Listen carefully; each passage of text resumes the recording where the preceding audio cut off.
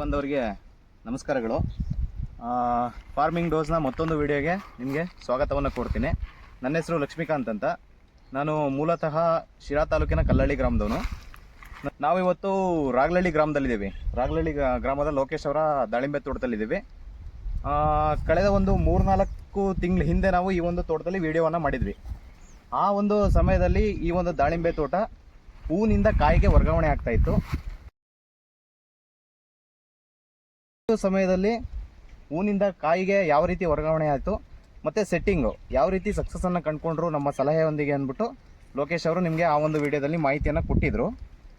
ನಂತರ ಈ ಒಂದು 3-4 ತಿಂಗಳು ಅದಾದ ನಂತರ ಏನು ಆ ಜರ್ನಿಯಲ್ಲಿ ಲೋಕೇಶ್ ಅವರು ತಮ್ಮ ದಾಳಿಂಬೆ ಬೆಳೆಯಲ್ಲಿ ಯಾವ್ಯಾವ ರೀತಿ ಒಂದು ಚಾಲೆಂಜಸನ್ನು ಫೇಸ್ ಮಾಡಿದ್ರು ಮತ್ತು ಆ ಚಾಲೆಂಜಸನ್ನು ನಮ್ಮ ಸಲಹೆಯೊಂದಿಗೆ ಯಾವ ರೀತಿ ಅವರು ಈಸಿಯಾಗಿ ಫೇಸ್ ಮಾಡೋದಕ್ಕೆ ಸಾಧ್ಯ ಆಯಿತು ಅನ್ನೋದನ್ನು ಅವ್ರ ಬಾಯಿಂದನೇ ಕೇಳೋಣ.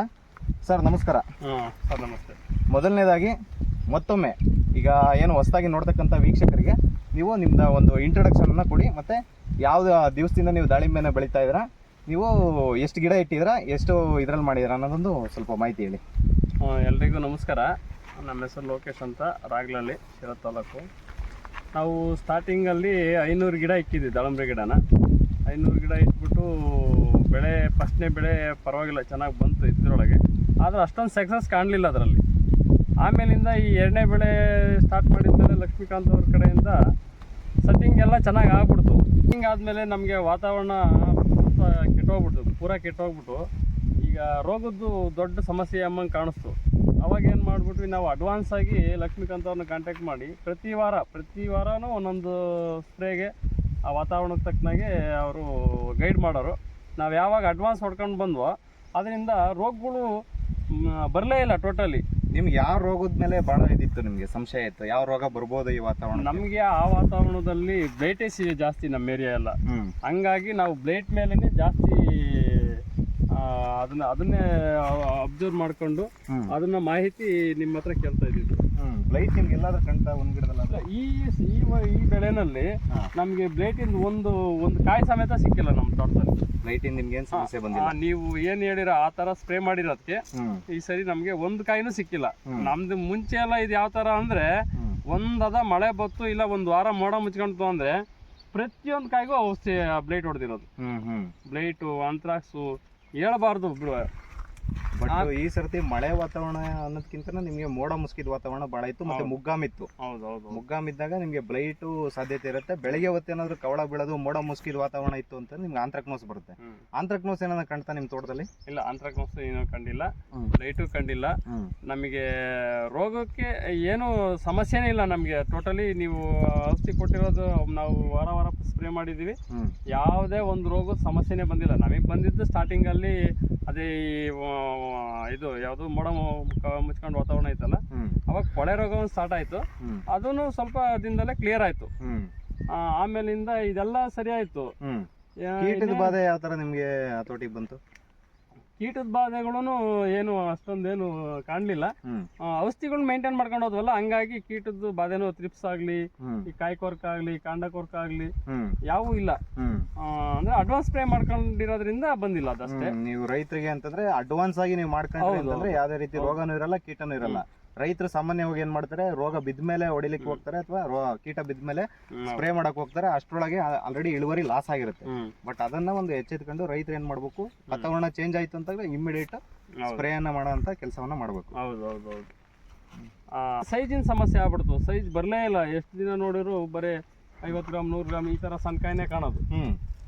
ಆಮೇಲೆ ಇತ್ತು ನಿಮ್ಗೆ ಜೋಲಿಲಿ ಏನಿದೆ, ಈ ಜೋಲಿಲಿ ಏನಿದೆ ಆ ಸೈಜೇ ಇತ್ತು. ನನ್ಗೆ ಇದೇನಪ್ಪ ಇದು ಸೈಜೇ ಬರಲಿಲ್ವಲ್ಲ, ಹೆಂಗ್ ಮಾಡೋದು? ಏನಕ್ಕೆ ನಿಮ್ಗೆ ಆತರ ಅನ್ನಿಸ್ತು? ಈ ಸೈಜು ಇಷ್ಟೆಷ್ಟು ಬಂತಲ್ಲ ನಿಮ್ಗೆ? ನಾವು ಲೋಡ್ ಜಾಸ್ತಿ ಆಗಿದೆ ಅಂತ ಅನ್ಕೊಂಡು ಸೈಜ್ ಕಡಿಮೆ ಐತೆ, ಇದು ಸೈಜ್ ಬರ್ಬೇಕಾದ್ರೆ ಏನ್ ಮಾಡ್ಬೇಕು ಅಂತಂದೇಳಿ ನಾವು ನಿಮ್ಮ ಹತ್ರ ಸಹಾಯ ಪಟ್ಟಾಗ ಅವರು ಗೊಬ್ಬರಗಳು, ಕೆಲವೊಂದು ಔಷಧಿಗಳು, ಬರೇ ಗೊಬ್ಬರ ಬಿಟ್ರು ಬರಲ್ಲ, ಔಷಧಿಗಳು ಹಾಕ್ಬೇಕು ಅಂತಂದೇಳಿ ಕೆಲವೊಂದು ನ್ಯೂಟ್ರಿಯೆಂಟ್ಸ್, ಟಾನಿಕ್ಗಳು ಅವೆಲ್ಲ ಹಾಕಿದಾಗ ಈಗ ಸೈಜು ಪರವಾಗಿಲ್ಲ, ಚೆನ್ನಾಗಿ ಇಂಪ್ರೂವ್ಮೆಂಟ್ ಆಗೈತೆ. ಈಗ ಆವರೇಜು ಒಂದು 200 ಗ್ರಾಮಿಂದ ಹಿಡಿದು ಅರ್ಧ kg ವರೆಗೂ ಐತೆ ಸೈಜ್ ಇದೆ. ನೀವು ಸಾಮಾನ್ಯವಾಗಿ ಲೋಡ್ ಎಷ್ಟಿದೆಯಣ್ಣ ನಿಮ್ಮ ಗಿಡದಲ್ಲಿ? ನಮ್ಮ ಗಿಡದಲ್ಲಿ ಮಿನಿಮಮ್ ಅಂದ್ರೆ 200ರಿಂದ 80 ಮಿನಿಮಮ್ 80 ಕಾಯಿ 80 ಕಾಯಿಯಿಂದ ಹಿಡಿದು 100 ಕಾಯಿವರೆಗೂ ಇದೆ. ಕೆಲವೊಂದು ಗಿಡ 150 ಕಾಯಿ ಐತೆ, ಅದು ಬರಲ್ಲ.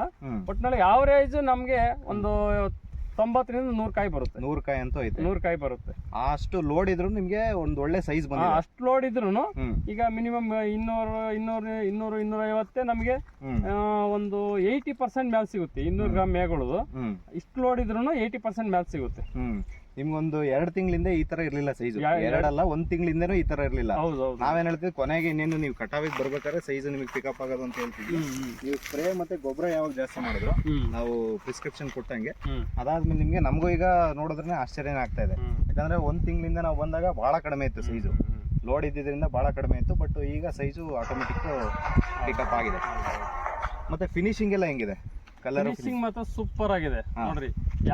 ನಾವು ಸ್ಟಾರ್ಟಿಂಗ್ ಅಲ್ಲೇನೆ ಈ ಟ್ರಿಪ್ಸು ಮೈಡ್ಸು ಈ ಕೀಟ ರೋಗಗಳಿಗೆಲ್ಲ ಔಷಧಿ ಹೊಡ್ಕೊಳ್ಳೋದಕ್ಕೆ ಅವಾಗ್ಲಿಂದಾನೇ ನಾವು ಅದಕ್ಕೆ ಮುತುವರ್ಜಿ ಕೊಡ್ಬೇಕು. ಇಲ್ಲ ಅಂದ್ರೆ ಇವೆಲ್ಲ ಫುಲ್ ಎಲ್ಲ ಬ್ಲರ್ ಟೈಪ್ ಬಂದು ಟ್ರಿಪ್ಸ್ ಎಲ್ಲ ಕೆರೆದ್ಬಿಟ್ಟು ಫಿನಿಶಿಂಗ್ ನಾವ್ ಎಷ್ಟೇ ಸೈಜ್ ಬೆಳೆದ್ರು ಆ ಫಿನಿಶಿಂಗ್ ಇಲ್ಲ ಅಂದ್ರೆ ಆ ಹಣ್ಣಿಗೆ ಬೆಲೆ ಇರಲ್ಲ.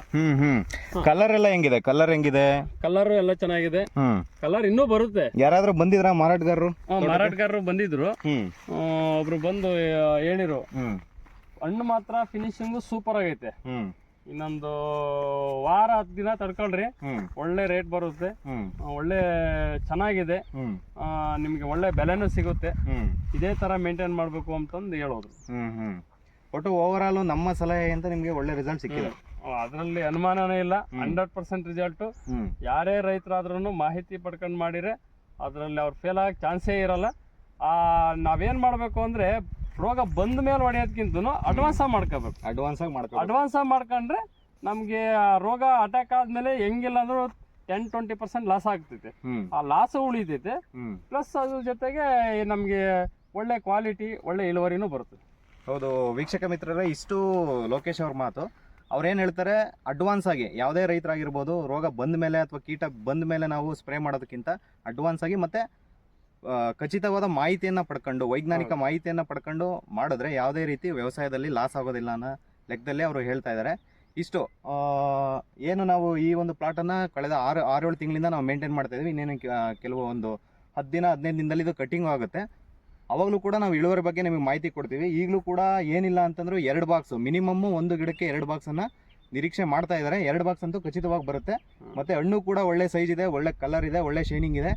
ಇವರಿಗೆ ಇಷ್ಟು ನಾವು ಮಾಹಿತಿಯನ್ನು ಕೊಟ್ಟಿದ್ದೇವೆ. ಬೇರೆ ನಮ್ಮ ಭಾಗದ ರೈತರು ಇರ್ಬೋದು, ನಿಮಗೆ ಕರೆಕ್ಟಾಗಿ ನೀವು ಮಾಹಿತಿಯನ್ನು ಪಡ್ಕೊಂಡು ನೀವು ಮಾಡಿದ್ದೇ ಆದಲ್ಲಿ ಕೃಷಿಯಲ್ಲಿ ನೀವು ಸಕ್ಸಸ್ ಆಗ್ಬೋದು. ಧನ್ಯವಾದಗಳನ್ನ ಹೇಳಲಿಕ್ಕೆ ಇಷ್ಟಪಡ್ತೀನಿ.